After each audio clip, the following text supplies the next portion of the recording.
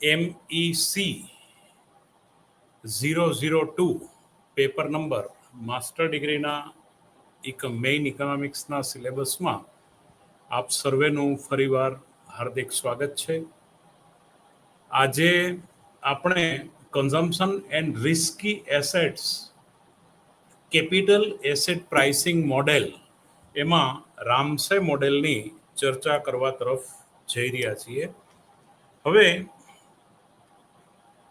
કે આપણે જાણીએ છીએ કે કન્ઝમ્પશનનું જે એનાલિસિસ આપણે જે છેલ્લા 3 વ્યાખ્યાનથી આપણે જે લીધું છે એમાં અનસર્ટેનિટી તો છે જ, અચોક્કસતા છે. એટલે આપણે we implied assume that the source of uncertainty is the household's income. હવે ઘરગથ્થુ આવકની જે છે એ અચોક્કસતાને કારણે વપરાશની અચોક્કસતા રહે છે. બીજા શબ્દોમાં કહીએ તો આપણે એવું ધારીએ છીએ કે there was no uncertainty. આપણે એવું જો ધારીએ કે અચોક્કસતા નથી શેમાં? એસેટ રિટર્નમાં, જે મિલકતોનું વળતર મળે છે એમાં અચોક્કસતા નથી. જ્યાં મિલકતોના વળતરને સંબંધ છે ત્યાં સુધીની અચોક્કસતા નથી. That is small r, return, વળતરનો દર, ડિસ્કાઉન્ટ રેટ વોઝ ગિવન, એટલે કે ફિક્સ છે ને ગિવન છે. If the return to asset is non zero but the exact return is uncertain, then the optimality condition of the individual's utility maximization will include an expected return terms.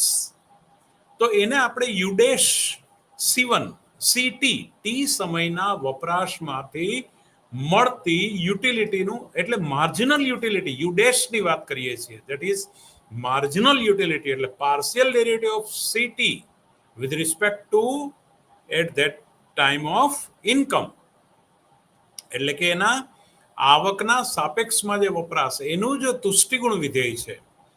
એટલે કે એ યુડેસ એટલે marginal utility is એ, હવે એમાં આપણે સરેરાશ કિંમતમાં જવું પડે, એટલે એક્સપેક્ટેડ વેલ્યુમાં જવું પડે.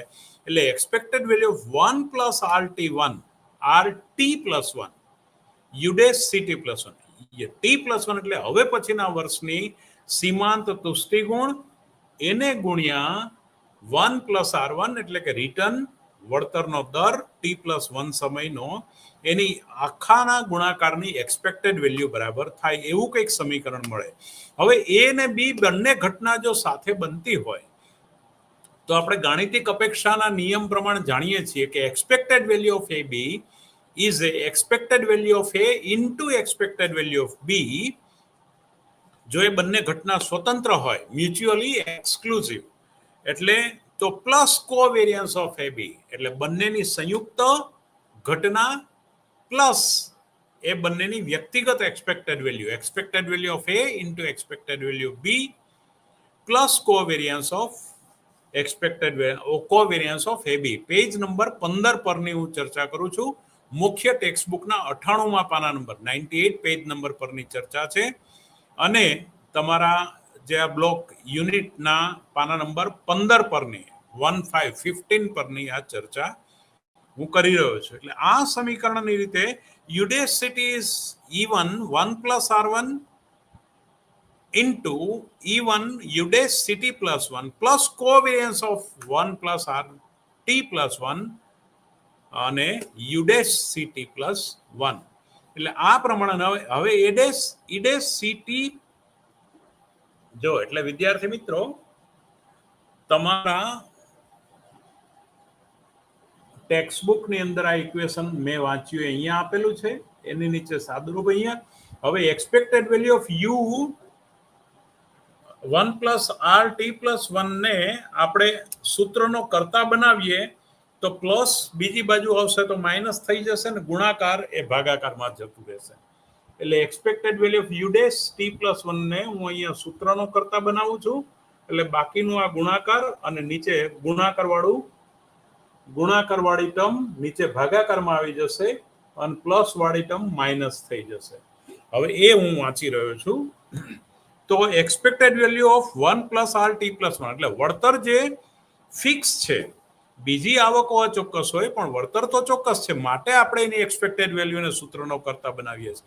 મેં આવીને ચર્ચાની શરૂઆતમાં અનસર્ટેન જે આપણે consumption and risk asset, capital asset pricing મોડેલની વાત કરીએ છીએ, માટે expected value of 1 plus R એટલે return T plus 1 is a U dash C T એટલે ગયા વર્ષની અથવા તો ગત સમયની યુટિલિટી, માર્જિનલ યુટિલિટી કન્ઝમ્પશનમાંથી મળી એમાંથી બાદ કરો covariance of 1 plus R T plus 1 એટલે જે મિલકતના વળતરનો દર અને માર્જિનલ યુટિલિટી ઓફ કન્ઝમ્પશન, મિલકતના વળતરનો દર અને બીજી બાજુ વપરાશમાંથી મળતો તુષ્ટિગુણ, એનું બંનેનું સહવિચરણ છે એ તમે યુડેસ સિટીમાંથી બાદ કરો અને છેદમાં E T expected value of T time U dash C T T plus 1 સમયના કન્ઝમ્પશનમાંથી જે માર્જિનલ યુટિલિટી મળ્યો એની એક્સપેક્ટેડ વેલ્યુને તમે એના વડે ભાગો.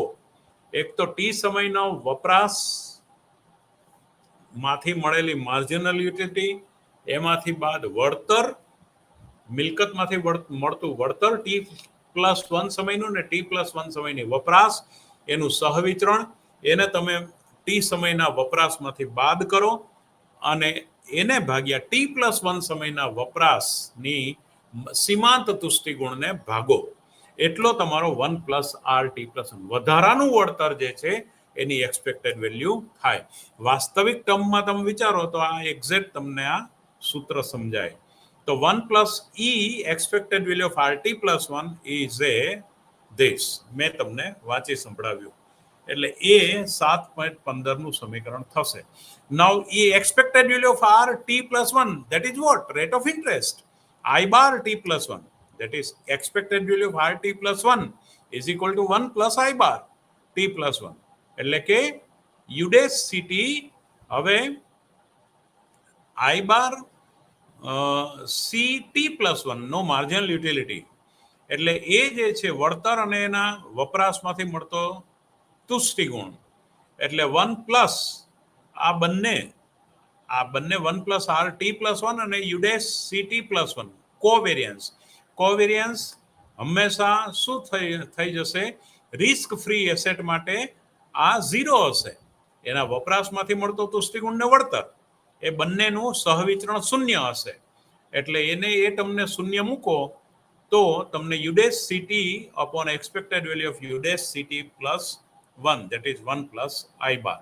હવે આઈ બાર ને બરાબરની પેલી બાજુ લઈ જાઓ તો તમને આઈ બાર આઈ ટી પ્લસ 1 બાર, જો વધારાનું વળતર મળતું હોય તો covariance of 1 plus R T plus 1 યુડેસ city plus 1 expected value of U prime એટલે કે marginal utility from the CT plus 1. આ પ્રકારનું ઇક્વેશન મળે. એટલે કે આનો સીધો અર્થ એવો છે કે 7.17 જે આઈ બાર ફિક્સ આઈ ટી પ્લસ 1 જે વ્યાજનો દર, જે અપેક્ષિત વ્યાજનો દર મળ્યો એમાંથી બંનેનું સહવિચરણ અને એનો એક્સપેક્ટેડ વેલ્યુ જે છે you marginal utility of C consumption એટલે ટી પ્લસ 1 એ બંનેના રેશિયોને બાદ કરો, સહવિચરણ એનામાં વળતર ડિસ્કાઉન્ટ રેટ અને ટી પ્લસ 1 સમયનો સીમાંત તુષ્ટિગુણ એને ભાગ્યા ટી પ્લસ 1 સમયનો સીમાંત તુષ્ટિગુણ એટલે ચોખ્ખું તમને એમાં વળતર મળશે અને એને મળેલા વ્યાજના દરમાંથી બાદ કરો એટલે તમને જોખમમાંથી કેટલો વધારાનો વ્યાજનો દર મળે છે એ આખું રિસ્કી કેપિટલમાંથી એનો રિટર્ન દર મળશે. ક્લિયર? બહુ ક્લિયર થઈ જાય એવું છે. implies that the higher is the correlation between RT plus 1 and C plus 1, CT plus 1, the greater the required expected return on a risky asset compared to the return from the risk free asset. અમુક મિલકતો risk free છે અને અમુક મિલકતો risky છે. Risky હોય એનો વળતરનો દર વધારે છે, માટે I T plus 1 I bar T plus 1 minus something that is positive terms ક્યારે? એ રિસ્કી કેપિટલનો વધારાનો વળતર દર છે માટે. તો this is relative to risk free rate this model of determination of expected return of risky asset is known as the consumption capital asset pricing model. ફરીવાર આ મોડેલને શું કહેવાય છે હું બોલું છું. કન્ઝમ્પશન નો સી, કેપિટલ નો સી, એસેટ નો એ, pricing નો પી અને મોડેલ નો એમ. એટલે કે કન્ઝમ્પશન કેપિટલ એટલે કે C, asset C A, pricing P, model M. આને શું કહેવાય છે? CAPM model. CAPM એટલે કે consumption capital asset pricing model. એની વાત આપણે કરી. હવે હું પ્લાનર્સ પ્રોબ્લેમ જે છે, આયોજન કરતા જે ઘરગથ્થુ માણસો જે છે એનો પ્રશ્ન જે છે એ રામસે મોડેલ દ્વારા આપણે સમજવા પ્રયત્ન કરીએ. તો રામસે મોડેલ દ્વારા પ્લાનર્સ પ્રોબ્લેમ જે છે, રામસે ફોર્મ્યુલા એવી છે કે ઇન્ટિગ્રેશન ઓફ 0 to ઇન્ફાઇનાઇટ એટલે કે the optimal growth problem was postulated as the problem of social planner who seeks to maximize the welfare of each household subject to economies, resource constraint at each point of time. ફરીવાર આને હું એક લીટીમાં જે બોલું છું એ શબ્દો બરાબર પકડજો કે કોઈ પણ સમયના બિંદુ આગળ કોઈ પણ ઘરગથ્થુ માણસોનું યુનિટ, હાઉસહોલ્ડ એકમ, કોઈ પણ આર્થિક ઘટક, કુટુંબ, એને શું એના જે બાધકો છે એના સંદર્ભમાં, બાધકો એટલે એના જે કોન્સ્ટ્રેન્ટ, અમુક બાધકો, એના બંધનો જે છે એના સંદર્ભમાં એને પોતાનું કલ્યાણ મેક્સિમાઇઝ કરવું છે. એટલે કે ઓરિજિનલ રામસે ફોર્મ્યુલેશન, રામસેનું ઓરિજિનલ ફોર્મ્યુલેશન, કારણ કે કલ્યાણ બે પ્રકારના છે, એક સામાજિક કલ્યાણ અને બીજું ખાનગી કલ્યાણ. એટલે ખાનગી કલ્યાણ સામાજિક કલ્યાણ પર પણ આધારિત છે. ધારો કે મારે મેડિક્લેમ લેવો છે, હું પગારમાંથી ધારો કે 25,000 રૂપિયા આપવા તૈયાર છું. એનો માને ધારો કે 3 લાખનો મેડિક્લેમ કોઈ કંપની આપે છે, તો કોઈ કંપની આપે છે ધેટ ઇઝ સોશિયલ વેલફેર, પણ મારે ખરીદવો છે that is my personal welfare. એટલે જ્યારે હું 25,000 કે 30,000 રૂપિયા નાખવાનો નિર્ણય કરું છું મારા મેડિક્લેમ માટે, મારા પરિવારના મેડિક્લેમ માટે, ત્યારે એ સોશિયલ વેલફેર પણ એમાં ભાગ ભજવે છે, કારણ કે એ કંપની અસ્તિત્વ ધરાવે છે તો મને મેડિક્લેમ મળે છે, અને કંપની આ પ્રકારની સ્કીમ આપે છે તો મને મેડિક્લેમ મળે છે. એટલે આ જે છે પ્લાનરના પ્રોબ્લેમ જે છે એ સોશિયલ અને ઇન્ડિવિડ્યુઅલ બંનેને કનેક્ટેડ છે. વિદ્યાર્થી મિત્રો, એટલે એની ઇન્ટિગ્રેશન લેવું પડે, એનું સંકલન લેવું પડે. Integration is a continuous process, not discard. અસતત પ્રક્રિયા નથી, આ સતત ચાલતી પ્રક્રિયા છે, સતત પ્રક્રિયા છે. In the original Ramsey formulation, the optimal growth problem was postulated as a problem of social planner. એટલે કે સમાજના જે આયોજકો છે, who seeks to maximize the welfare of each household, એને દરેક હાઉસહોલ્ડનું પણ વેલફેર મેક્સિમાઇઝ કરવાનું છે. કોના? Subject to the economies resources, અર્થતંત્રના જે સ્ત્રોતો છે અને એના બાધકો છે, એના બંધનોના સંદર્ભમાં, at each point of time, સમયના દરેક બિંદુએ. એટલે આ દરેક શબ્દો પકડવા જેવા છે. ત્યારે તમને આ રામસેનું મોડેલ, હવે પછી જ્યારે હું મેથેમેટિકલ સમજાવીશ ત્યારે મારો પર્પઝ શું છે એ ત્યારે તમને સમજાશે. એટલે મારો મીન્સ આ રામસેના મોડેલના પર્પઝ શું છે? The households are all assumed to be identical in terms of perfect, and their welfare is represented by an infinite horizon utility function of the form W, where W એટલે welfare is a. જો હું હવે formula કયું તારવું છું એ તમને બતાવું છું. હા, W is a integration of 0 to infinite. ગ્રાહકને તો અનંતલક્ષી તટસ્થ રેખા સ્પર્શવી છે, પણ છે નહીં. UCT અમુક બાધકો છે, બજેટ બંધન છે. Expected of minus rho, rho એટલે પી જેવું આવે છે, રોમન અક્ષર. ગ્રીક મૂળાક્ષરમાં ટી ડીટી એટલે differential equation dt with respect to time કોઈ પણ સમયના બિંદુ આગળ એને ઇન્ટિગ્રેશન ઓફ એનું સંકલન લે છે 0 થી ઇન્ફાઇનાઇટ નું utility as a CT T સમયના બિંદુનું કન્ઝમ્પશન એનો તુષ્ટિ ગુણ એનો exponential raise to minus rho T rho ROH rho એટલે પી જેવું દોરાય પી જેવું લખાય where CT is the per capita consumption એટલે કે વ્યક્તિગત માથાદીઠ વપરાશ જે છે એ સીટી બતાવે છે ઇન પીરિયડ ટી સમયના ટી બિંદુએ યુસીટી એ જે છે associate instantaneous utility in period T સમયની તત્કાલીન એની યુટિલિટી તુષ્ટિગણ રો એક્સપેક્ટેડ વેલ્યુની માથે આપણે રો લખ્યું ઇઝ પોઝિટિવ કોન્સ્ટન્ટ ટર્મ એટલે કે એનું કંઈક પોઝિટિવ ટર્મ જે છે એ ટર્મ પી બતાવે રો બતાવે છે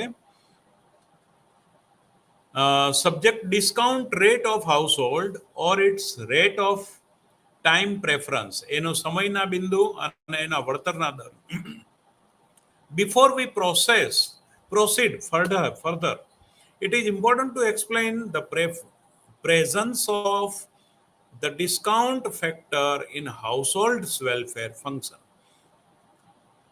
એટલે કે આને આગળ આપણે પ્રોસેસ કરીએ પહેલા આપણે આ સમજીએ કે presence of the discount factor એટલે કે વળતરના દરનું પાસું જે છે ઘરગથ્થુ વ્યક્તિ માટે એના કલ્યાણ વિધેયમાં the positive discount factor reflects the household's preference for present over future વર્તમાનમાંથી ભવિષ્યમાં એને કંઈક પોઝિટિવ વળતરનો દર મળે છે એ પસંદ કરે છે in other words it implies that a household puts a more weight to consumption today vis-a-vis consumption tomorrow આજ કરતા એને આવતીકાલે વધારે વપરાશ માટે કંઈક મળે પોઝિટિવ ટર્મમાં એની એવી અપેક્ષા હોય છે So the initial time period, શરૂઆતના સમય બિંદુમાં exponential raised to minus rho t is equal to 1. Subsequently t equal to 1 period લઈએ તો આપણે એ પ્રમાણે પણ જોઈ શકીએ કે એક કરતા expected value of raised to minus rho that is greater એટલે એક કરતા મોટી અને એના પછીના ભવિષ્યમાં -2 રો એના કરતા અત્યારની સમયના બિંદુએ એનું વળતર ઓછું હોય છે ભવિષ્યમાં એનું વધારે મળશે એટલા માટે આ ગ્રેટર ધેન ચિહ્નો આવી રીતે જાય છે therefore in the infinite time utility function w current utility at period 0 is associated with the highest weight unity and each subsequent utility terms is associated with the lower and lower weightage એટલે કે utility ટર્મ્સમાં એનું ઓછું ને ઓછું weightage હોય છે current પીરિયડમાં એનું utility at period 0 is associate with the highest weight of utility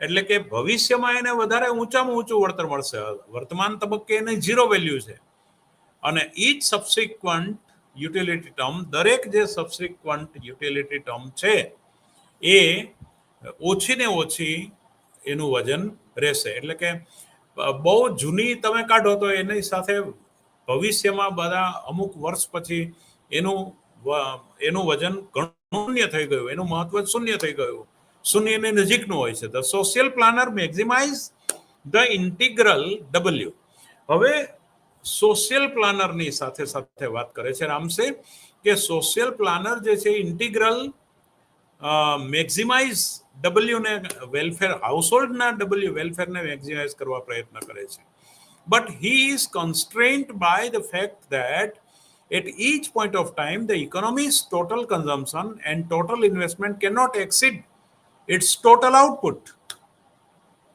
એટલે કે જે અર્થતંત્રનું જે કુલ વપરાશ અને કુલ મૂડીરોકાણ એમાં કંઈ એક્સિડ ટોટલ આઉટપુટ રહેતું નથી કંઈ ઉત્પાદન વધતું નથી ટુ પુટ ઇટ ફોર્મલી એટલે કે જેટલી આવક થાય છે એટલું વપરાશ વત્તા મૂડીરોકાણમાં જતું રહે છે. એટલે પેલું સમીકરણ માંગનું YT equal to CT plus IT, T સમયની આવક, રાષ્ટ્રીય આવક બરાબર ટી સમયની વપરાશ હોતા ટી સમયનું મૂડીરોકાણ. મૂડીરોકાણ that is DK by DT. T સમયે વોટ ઇઝ ધ T-1 અને ટી સમય એ બે વચ્ચેના ગાળો, એટલે કેપિટલમાં કેટલો વધારો થાય, મૂડીમાં કેટલો વધારો થાય એટલું મૂડીરોકાણ થઈ ગયું, એટલે ડીકે બાય ડીટી. એટલે આ ડિફરન્શિયલ પેલું ઇક્વેશન જે થયું DK by DT, CT plus DK by DT that is IT, investment at T time. તો YT is a CT plus DK by DT, where CT is aggregate consumption in period T, એટલે કે T સમયમાં કુલ વપરાશ છે.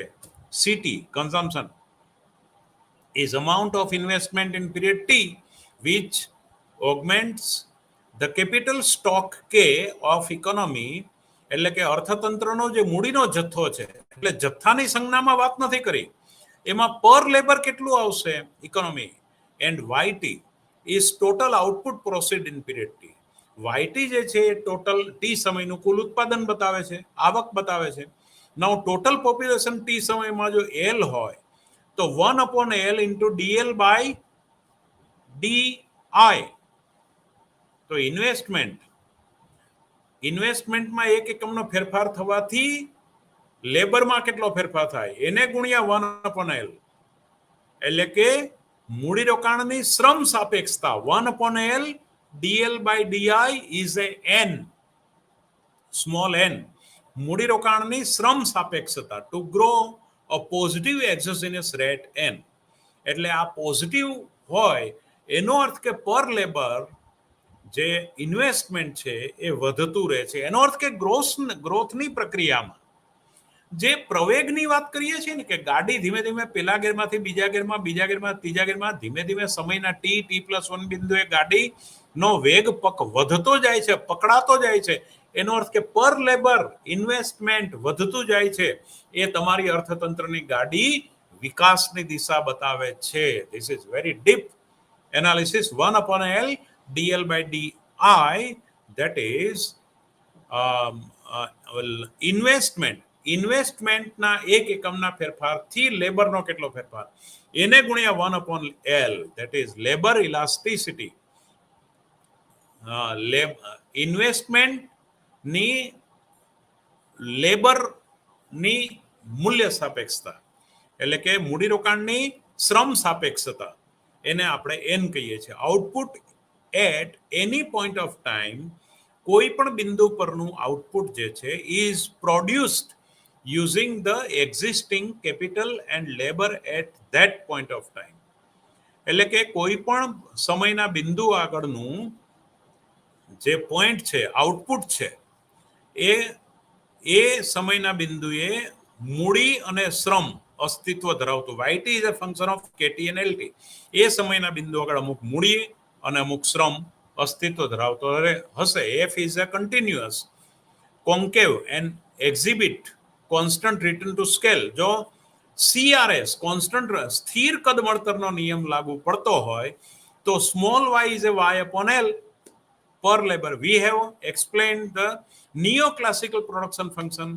આપણે unit 3 માં તો જોયું, પણ while discussing solo growth model, the CRS constant return to scale property of the production function implies that per capita output y, small y, can be written as the function of the capital labor ratio. Capital labor ratio K by L. એટલે કે શું કહે છે, બહુ સરસ વાત કરે છે. ધ CRS પ્રોપર્ટી એટલે કે સ્થિર કદ વળતરના નિયમનું લક્ષણ ઉત્પાદનનું ફંક્શન ઇમ્પ્લાઇઝ ધેટ, એ રજૂ કરે છે. શું રજૂ કરે? પર કેપિટા આઉટપુટ. બરાબર. પર કેપિટા આઉટપુટ, સ્થિર કદ મળતરનો નિયમ છે એ પર કેપિટા આઉટપુટ એટલે માથાદીઠ ઉત્પાદન સ્મોલ વાય નક્કી કરે છે, વાય રજૂ કરે છે.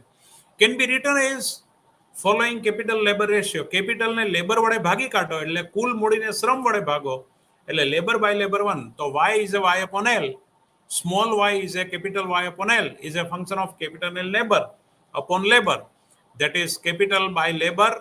and હવે L વડે ગુણો ને ભાગો, L વડે ફરીથી ગુણો ને ભાગો, તો is a function of capital by labor and 1. It is a function of per capita labor, per capita output.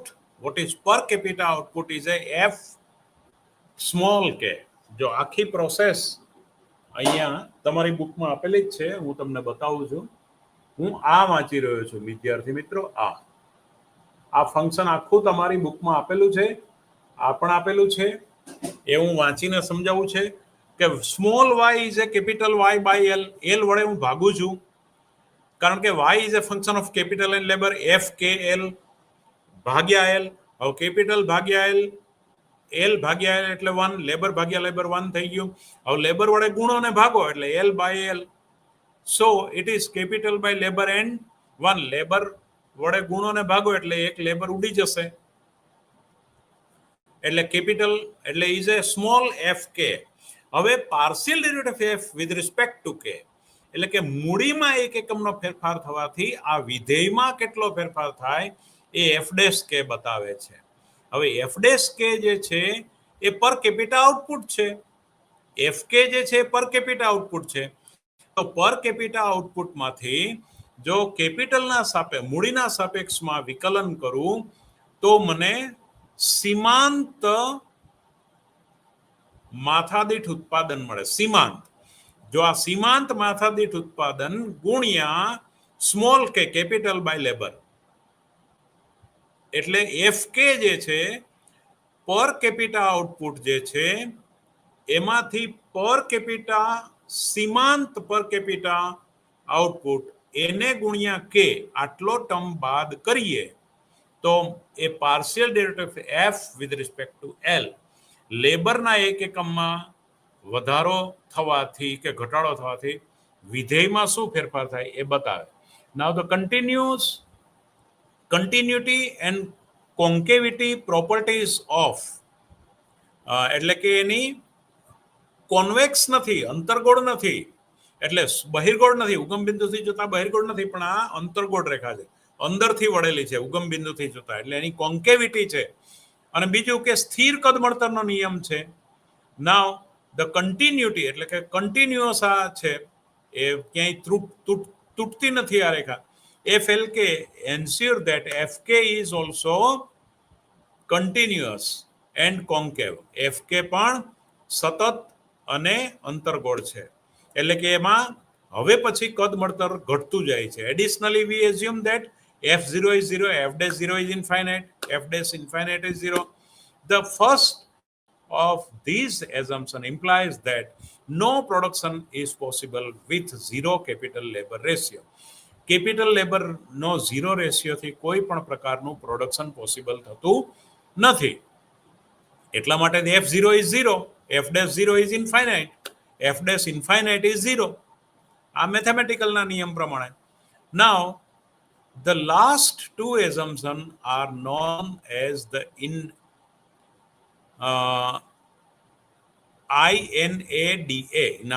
INADA condition, which state that when the capital labor tends to 0, મૂડી અને શ્રમ શૂન્યને અનુલક્ષે, the marginal product of capital tends to infinite.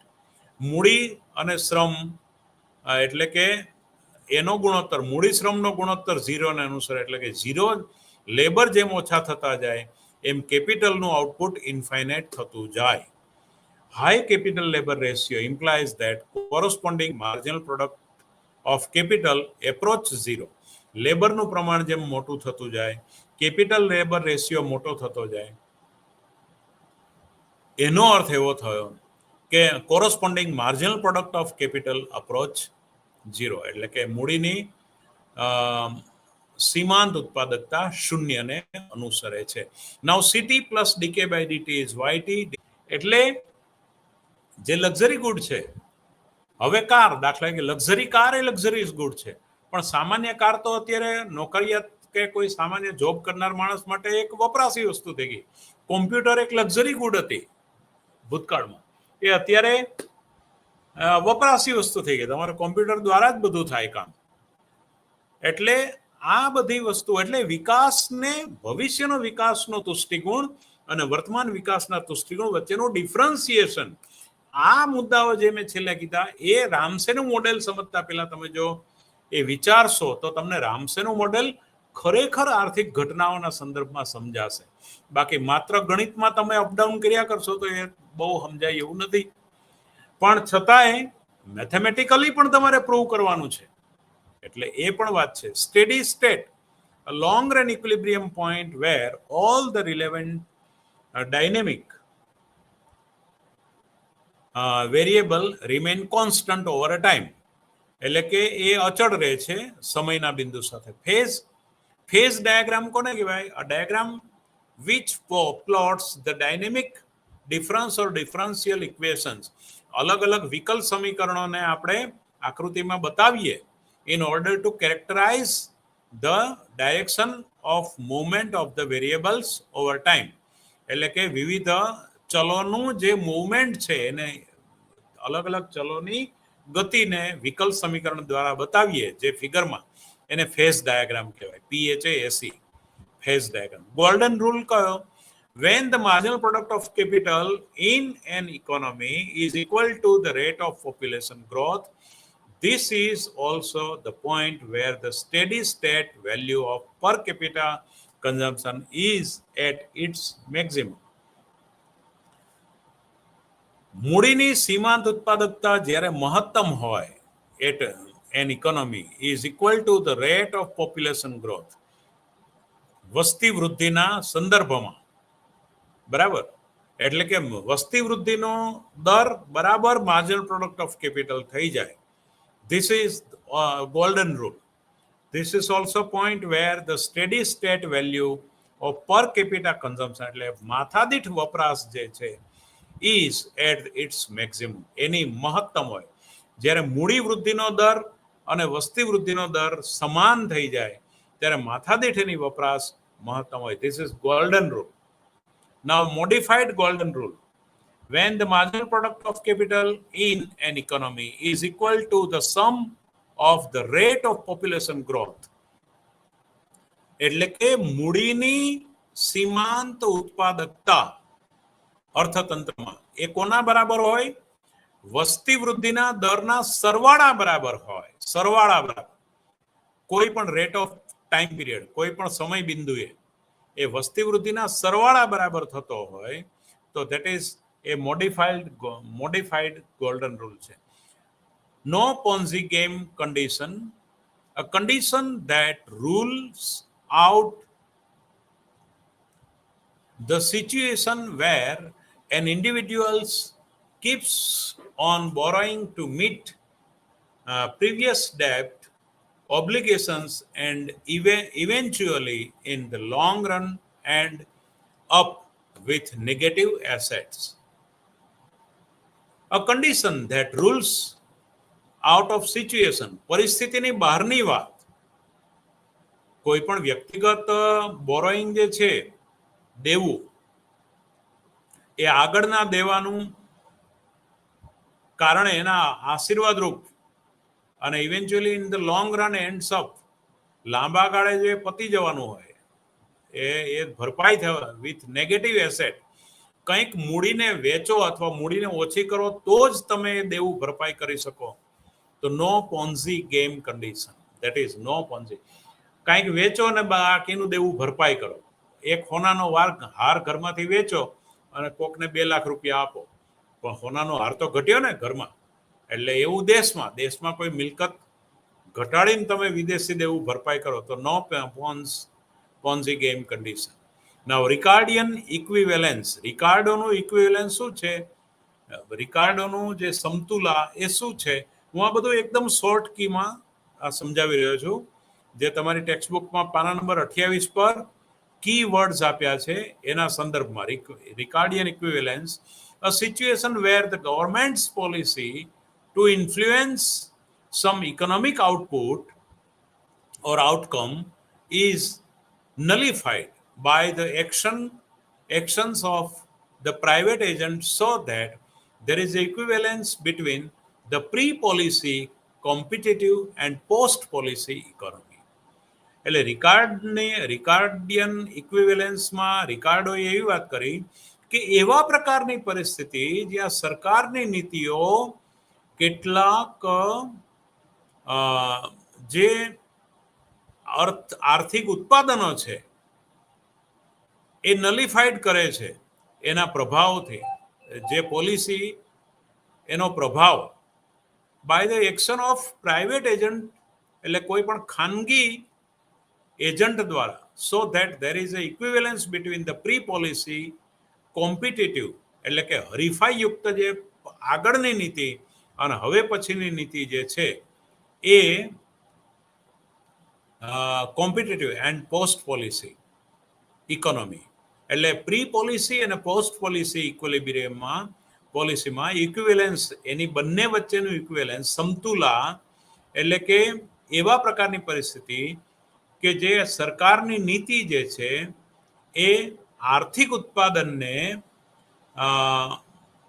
Private, એટલે કે ખાનગી ક્ષેત્રમાં ઘટાડો કર્યા વગર તમે જાહેર ક્ષેત્રનો વધારો ન કરી શકો, અથવા જાહેર ક્ષેત્રનો ઘટાડો કર્યા વગર ખાનગી ક્ષેત્રનો વધારો ન કરી શકો. એટલે આ જે છે રિકાર્ડિયન ઇક્વિવેલન્સ છે, એટલે કે સરકાર અને ખાનગી ક્ષેત્ર બંને સરખા કાર્યક્ષમ રીતે કામ કરતા હોય તો જ આ પોસિબલ છે, બરાબર. બાકી પબ્લિક સેક્ટર નોન એફિશિયન્ટ હોય તો ભાઈ પબ્લિક સેક્ટરને તમે પ્રાઇવેટ સેક્ટરમાં ફેરવો ત્યારે એનો જે નફાનો દર વધતો હોય એનો અર્થ કે સરકાર બરાબર કાર્યક્ષમ રીતે કામ કરી શકતી નહોતી અથવા કરતી નહોતી.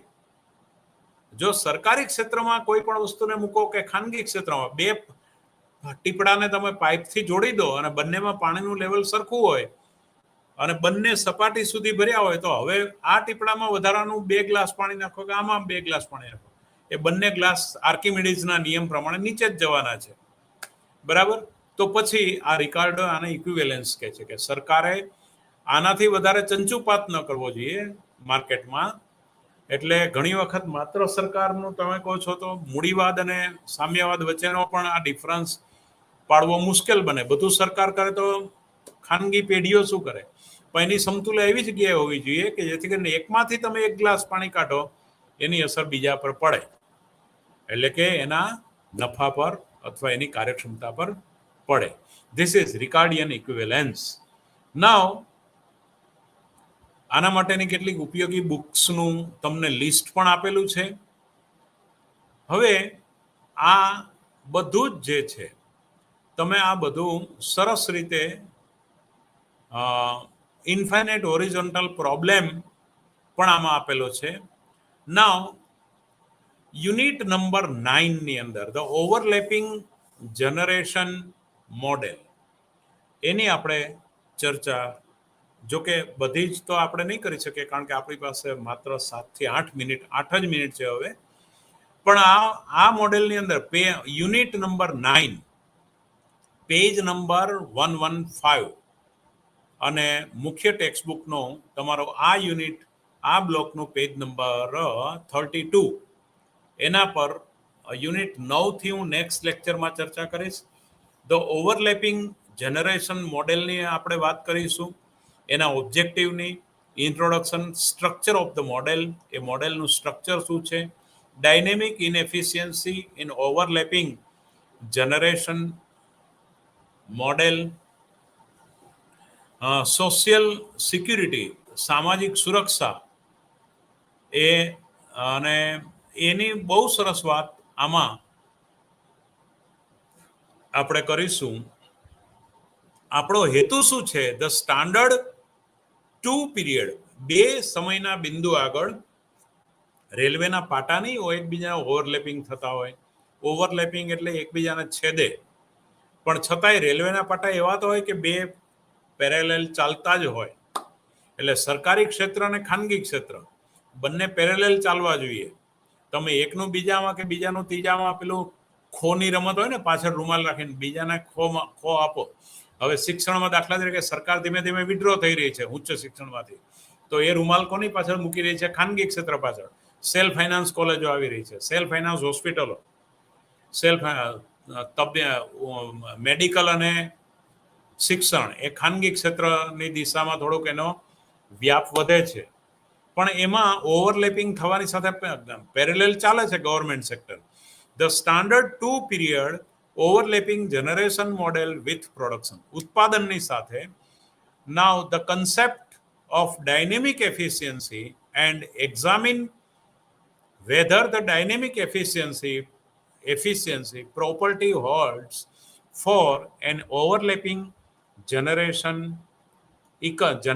economy. એટલે કે આ પેઢીના અર્થતંત્રમાં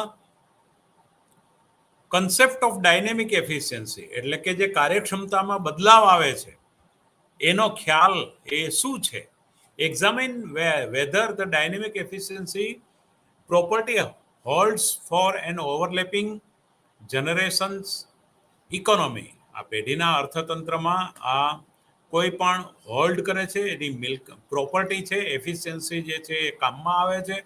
the role of social security system, સામાજિક સુરક્ષાની પદ્ધતિ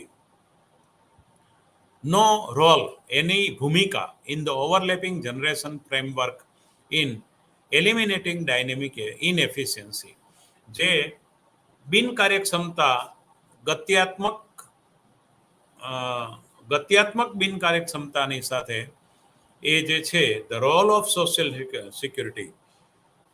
દાખલા તરીકે તમારો બીમારીનો ઇન્સ્યોરન્સ હોય તો તમે માંદા પડો એની તમે ચિંતા કર્યા વગર તમારા પગારમાંથી, તમારા નફામાંથી, તમારી ખેતીની આવકમાંથી જે તમારે વાપરવું એ વાપરો. પણ ક્યારે સોશિયલ સિક્યુરિટી સિસ્ટમ છે તો તમને 3 લાખ 5 લાખનો ઇન્સ્યોરન્સ મળવાનો છે તો એ આ ઓવરલેપિંગ જે ઇનએફિશિયન્સી જે છે, ઓવરલેપિંગ જનરેશન ફ્રેમવર્ક, એની વાત પણ આપણે આ મોડેલની અંદર કરવાના છીએ. તો ઓવરલેપિંગ જનરેશન મોડેલ એમાં સોશિયલ સિક્યુરિટીથી માંડી નાવ the structure of the model, એટલે મોડેલનું સ્ટ્રક્ચર કેવું હશે એની પણ આપણે 2 યુટિલિટી ફંક્શનનો રેશિયો આપણે લઈશું અને એના સંદર્ભમાં આપણે વાત કરીશું.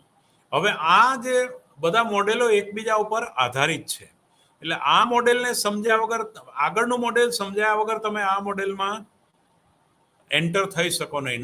નાવ the dynamic inefficiency in overlapping generation model, એની પણ એટલે ગત્યાત્મક ચર્ચાઓ બધી આમાં કરવાની છે. એટલે વિદ્યાર્થી મિત્રો, મને લાગે છે કે જ્યારે પણ તમે મારું લેક્ચર એક વખત સાંભળો એની સાથે સાથે તમે તમારી ટેક્સ્ટબુક ડાઉનલોડ કરીને ચેપ્ટર વાંચીને પછી સાંભળો અને પછી સાંભળીને પછી વળી પાછા વાંચો, then you are get more progress, એવું મારું માનવું છે. ને એકાદ વાર થોડું અગત્યના પોઈન્ટ, અગત્યના મુદ્દાઓની નોંધ રાખો તો તમારું જાણે કે કોલેજમાં લેક્ચર ચાલતો હોય એવી જ રીતે કમ્પ્લીટ તમને ક્વોલિટી લેક્ચરની સાથે તમે આખું એની નોટ્સ કરી શકશો. Now, in the context of intertemporal decision making on the part of the household, you have come across optimal growth model in this previous unit. There is another important framework that also considered households intertemporal decision making although over finite time horizon. કોઈક મર્યાદિત સમયના સંદર્ભમાં પણ કોઈક household એના નિર્ણયો લેતા હોય. Now this framework called overlapping generation framework, એટલે કે આને આપણે ઓવરલેપિંગ જનરેશન ફ્રેમવર્ક કહીશું. કોઈ પણ ઇન્ફાઇનાઇટ સંદર્ભમાં અને ફાઇનાઇટ સંદર્ભમાં 2 ડિસિઝન એકબીજાને ટક્કર પણ મારતા હોય. વર્તમાનમાં કોઈ જરૂરિયાત સંતોષવી જરૂરી હોય, પણ બચત એટલા માટે જરૂરી કે ભવિષ્યની જરૂરિયાત સંતોષવી છે, તો આ બંને વચ્ચે બંને ચોઇસ વચ્ચે ટક્કર લેવાની થાય. Now the framework was first developed by the Samuelson 1954.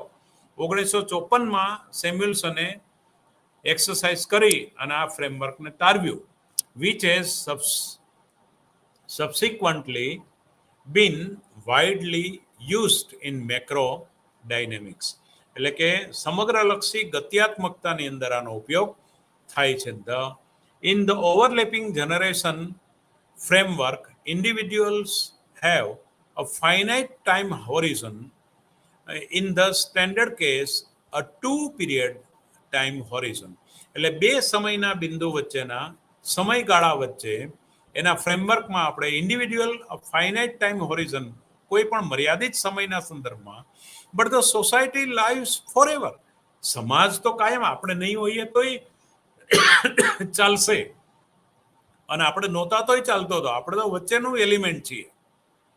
Now the term overlapping generation implies that at each point of time that lifetime of two generation overlaps, એટલે કે સમયના જે બિંદુ આગળ એને આખું એ સ્પર્શે છે, તો આ જે છે સમયના બે બિંદુ આગળ એનું જે ઓવરલેપિંગ થાય છે બે પેઢીઓનું, એની વાત આપણે અહીંયા કરીએ. Lives exactly for 2 period, thus for a cohort of individual who are born at the beginning of period t સમયમાં જે જન્મ્યા છે, they are alive period t and they are young, and the period t+1 they are old, t+1 સમયમાં એ લોકો વૃદ્ધો થશે. On the other hand, બીજી બાજુ a new set of individuals are born at t+1 who would alive in period t+1, and in period t+2 they will old, and expected to overlap one period. એટલે t+1 બંને t+2 અને t વચ્ચે t+1 overlapping થાય છે two successive generation, સફળ પેઢીઓ વચ્ચે. There is an exact overlap of the period. In the following discussion we shall concentrate on the 2 period overlapping generation framework. વિદ્યાર્થી મિત્રો, આવતા લેક્ચરમાં હું આ t+1 સમય કે જે t સમયની પેઢી અને t+2 સમયની પેઢી વચ્ચે ઓવરલેપ થાય છે એના વચ્ચેની આપણે ચર્ચા, ધ ઓવરલેપિંગ જનરેશન્સ મોડેલ, એની આપણે જે વાત કરવાના છીએ એ વાત હવે આપણે આવતા લેક્ચરમાં રજૂ કરીશું.